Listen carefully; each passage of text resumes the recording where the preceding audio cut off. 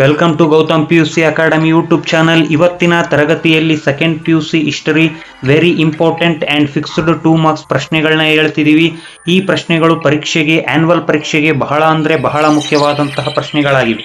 ಮೊದಲನೇದಾಗಿ, ಇತಿಹಾಸ ರಚನೆಯಲ್ಲಿ ಶಿಲಾಶಾಸನಗಳು ಅತ್ಯಂತ ನಂಬಲಾರ್ಹ ಆಧಾರಗಳಾಗಿರುವುದೇಕೆ? ಸೆಕೆಂಡ್ ಒನ್, ಆಧಾರಗಳಿಲ್ಲದೆ ಇತಿಹಾಸವಿಲ್ಲ, ಏಕೆ? ನೆಕ್ಸ್ಟ್, ವಿಶ್ವ ಪರಂಪರೆ ಪಟ್ಟಿಯಲ್ಲಿರುವ ಭಾರತದ ಯಾವುದಾದರೂ 2 ತಾಣಗಳನ್ನು ಹೆಸರಿಸಿ. ಯಾವುದಾದರೂ 2 ಭಾರತೀಯ ನೃತ್ಯ ಪ್ರಕಾರಗಳನ್ನು ಹೆಸರಿಸಿ. ನೆಕ್ಸ್ಟ್, ಫಿಫ್ತ್ ಒನ್, ಯಾವುದಾದರೂ 2 ಪುರುಷಾರ್ಥಗಳನ್ನು ತಿಳಿಸಿ. ನೆಕ್ಸ್ಟ್, ಈ ಪ್ರಶ್ನೆಗಳು ಬಹಳ ಪರೀಕ್ಷೆಗೆ ಮುಖ್ಯವಾದ ಪ್ರಶ್ನೆಗಳು, ಆದ್ದರಿಂದ ಕರೆಕ್ಟ್ ಆಗಿ ನೋಡ್ಕೊಳ್ಳಿ. 2ನೇ ಅಧ್ಯಾಯದಲ್ಲಿ ಕೇಳುವುದು ಕೇವಲ 3 ಪ್ರಶ್ನೆ. ಪ್ಯಾಲಿಯೋಲಿಥಿಕ್ ಪದದ ಅರ್ಥವೇನು? ಮೆಸೋಲಿಥಿಕ್ ಪದದ ಅರ್ಥವೇನು? ನಿಯೋಲಿಥಿಕ್ ಪದದ ಅರ್ಥವೇನು? ಪ್ಯಾಲಿಯೋ ಎಂದರೆ ಹಳೆಯ, ಮೆಸೋ ಎಂದರೆ ಮಧ್ಯ, ನಿಯೋ ಎಂದರೆ ಹೊಸ ಶಿಲಾಯುಗ ಎನ್ನುವರು. ಈ ರೀತಿಯಾಗಿ 3 ಪ್ರಶ್ನೆಗಳಲ್ಲಿ 1 ಪ್ರಶ್ನೆ ಖಚಿತವಾಗಿ ಬರುತ್ತದೆ. ನೆಕ್ಸ್ಟ್, ಮೆಗಸ್ತಾನಿಸ್ ಯಾರು ಮತ್ತು ಅವನ ಕೃತಿಯನ್ನು ಹೆಸರಿಸಿ. ನೆಕ್ಸ್ಟ್, 8th ಒನ್, ಭಾರತಕ್ಕೆ ಭೇಟಿ ನೀಡಿದ 2 ಚೀನಿ ಯಾಂತ್ರಿಕರನ್ನು ಹೆಸರಿಸಿ. ಕವಿರಾಜ ಮಾರ್ಗದ ಪ್ರಕಾರ ಕರ್ನಾಟಕದ ಮೇರೆ ಎಲ್ಲಿಂದ ಎಲ್ಲಿಯವರೆಗೂ ಇತ್ತು? ಕಾವೇರಿಯಿಂದ ಗೋದಾವರಿಯವರೆಗೆ ಇರುವುದ ನಾಡೇ ಕರುನಾಡು ಅಂತ ಕರಿತೀವಿ. ಜೈನ ಧರ್ಮದ ಪಂಗಡಗಳಾವುವು? ಇದು ಬಿಟ್ಟರೆ ಬೌದ್ಧ ಧರ್ಮದ ಪಂಗಡಗಳು ಕೇಳಬಹುದು. ನೆಕ್ಸ್ಟ್, ಹರಪ್ಪ ಮತ್ತು ಮೊಹೆಂಜೊದಾರೋ ಪದವನ್ನು ಸಂಶೋಧಿಸಿದವರು ಯಾರು? ಸಿಂಧೂ ನಾಗರಿಕತೆಯ ಅವನತಿಗೆ ಯಾವುದಾದರೂ 2 ಕಾರಣಗಳನ್ನು ತಿಳಿಸಿ. ಸಿಂಧೂ ನಾಗರಿಕತೆಯ ಶವ ಸಂಸ್ಕಾರ ಪದ್ಧತಿಗಳನ್ನು ತಿಳಿಸಿ. ನೆಕ್ಸ್ಟ್, ಗೊಮ್ಮಟೇಶ್ವರ ವಿಗ್ರಹವನ್ನು ಪ್ರತಿಷ್ಠಾಪಿಸಿದವರು ಯಾರು ಮತ್ತು ಎಲ್ಲಿ?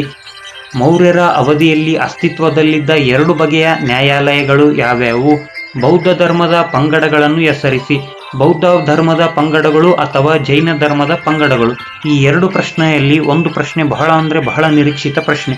ಅದಾದ ಮೇಲೆ ಪ್ಯಾಲಿಯೋಲಿಥಿಕ್, ಮೆಸೋಲಿಥಿಕ್, ನಿಯೋಲಿಥಿಕ್ ಈ 3 ಪ್ರಶ್ನೆಗಳಲ್ಲಿ 1 ಪ್ರಶ್ನೆ ಬಹು ನಿರೀಕ್ಷಿತ. ತದನಂತರ 1ನೇ ಅಧ್ಯಾಯದಲ್ಲಿ 1 ಪ್ರಶ್ನೆ ಕಟ್ಟಿಟ್ಟ ಬುತ್ತಿ ಇರುವ ಹಾಗೆ, ಯಾಕಂದ್ರೆ ಪ್ರತಿ ವರ್ಷ ಬರುತ್ತದೆ. ಆದರೆ ಕೆಲವೊಮ್ಮೆ ಬ್ಲೂ ಪ್ರಿಂಟ್ ಅಲ್ಲಿ ನೀಡಿಲ್ಲ ಅಂದ್ರೆ ಬರೋದು ಕಷ್ಟ. ಆದರೆ 1ನೇ ಅಧ್ಯಾಯದಲ್ಲಿ 1 ಪ್ರಶ್ನೆ, ನಂತರ ಮೆಸೋಲಿಥಿಕ್, ನಿಯೋಲಿಥಿಕ್, ಮಧ್ಯಲಿಥಿಕ್ ಈ 3 ಪ್ರಶ್ನೆಗಳಲ್ಲಿ 1 ಪ್ರಶ್ನೆ. ನಂತರ ಮಹಾಪರಿತ್ಯಾಗ ಎಂದರೇನು? ಗೌತಮ ಬುದ್ಧದ ಅತ್ಯಂತ ಪ್ರಮುಖ ಪ್ರಶ್ನೆ 2 ಅಂಕದ್ದೇನೆಂದ್ರೆ ಮಹಾಪರಿತ್ಯಾಗ ಎಂದರೇನು? ಅದಾದ ನಂತರ ವಿಷ್ಣುವರ್ಧನನ ಯಾವುದಾದರೂ 2 ಬಿರುದುಗಳನ್ನು ತಿಳಿಸಿ.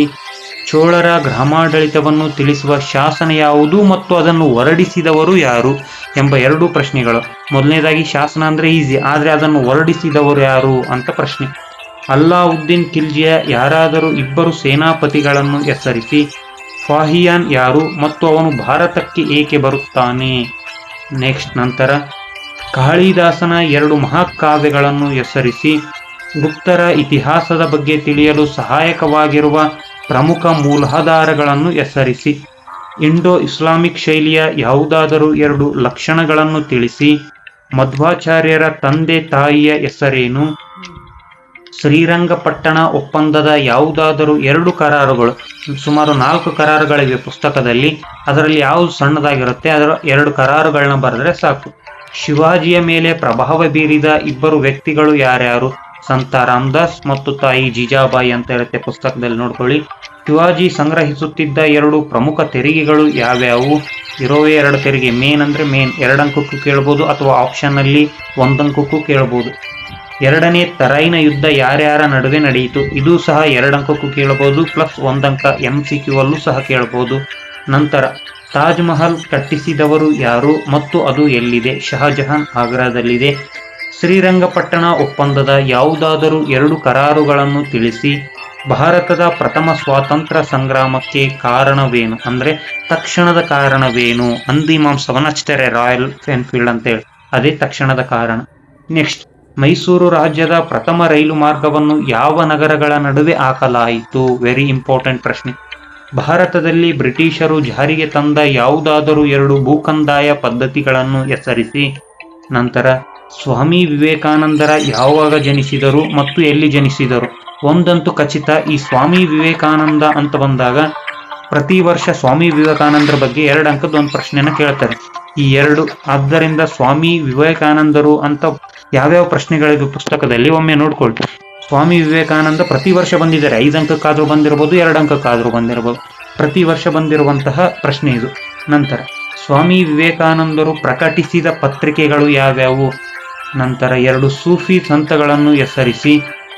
ಶಂಕರಾಚಾರ್ಯರನ್ನು ಷಣ್ಮತ ಸ್ಥಾಪನಾಚಾರ್ಯ ಎಂದು ಕರೆಯಲು ಕಾರಣವೇನು? ನೆಕ್ಸ್ಟ್, ಅಸಹಕಾರ ಚಳವಳಿಯನ್ನು ಆರಂಭಿಸಿದವರು ಯಾರು ಮತ್ತು ಅದನ್ನು ಏಕೆ ಹಿಂಪಡೆಯಲಾಯಿತು? ಒಂದು ಘಟನೆ ನಡೆಯುತ್ತೆ, ಆ ಘಟನೆಯನ್ನು ಬರೆದ್ರೆ 1 ಅಂಕ ಮತ್ತು ಯಾರು ಪ್ರಾರಂಭ ಮಾಡ್ತಾರೆ ಅಂತ ಬರೆದ್ರೆ 1 ಅಂಕ. ಮಾರ್ಕ್ ಕಬ್ಬನರ ಯಾವುದಾದರೂ 2 ಆಡಳಿತ ಸುಧಾರಣೆಗಳನ್ನು ಬರೆಯಿರಿ. ಬಂಗಾಳವನ್ನು ಯಾರು ಮತ್ತು ಯಾವಾಗ ವಿಭಜಿಸಿದರು? ಈ ಪ್ರಶ್ನೆ 2026 ಪ್ರಮುಖ ಪ್ರಶ್ನೆ ಆಗ್ಬಿಟ್ಟಿತ್ತು. ವೆರಿ ಇಂಪಾರ್ಟೆಂಟ್ ಪ್ರಶ್ನೆ ಆಗಿತ್ತು ಇದು. ಪ್ರತಿಯೊಂದು ಪರೀಕ್ಷೆಯಲ್ಲೂ ಸಹ ಈ ಪ್ರಶ್ನೆಯನ್ನು ಕೇಳ್ತಿದ್ರು.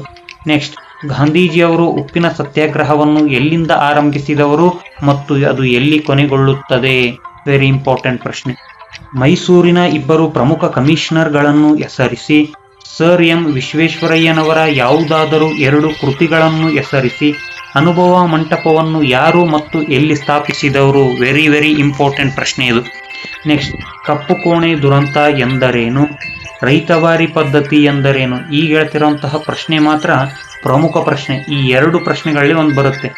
ಅಂದ್ರೆ ರಾಜ್ಯ ಪುನರ್ವಿಂಗಡಣಾ ಸಮಿತಿಯ ಯಾವುದಾದರೂ 2 ಸದಸ್ಯರನ್ನು ಹೆಸರಿಸಿ ಅಥವಾ JVP ಸಮಿತಿಯ ಯಾರಾದರೂ 2 ಸದಸ್ಯರನ್ನು ಹೆಸರಿಸಿ.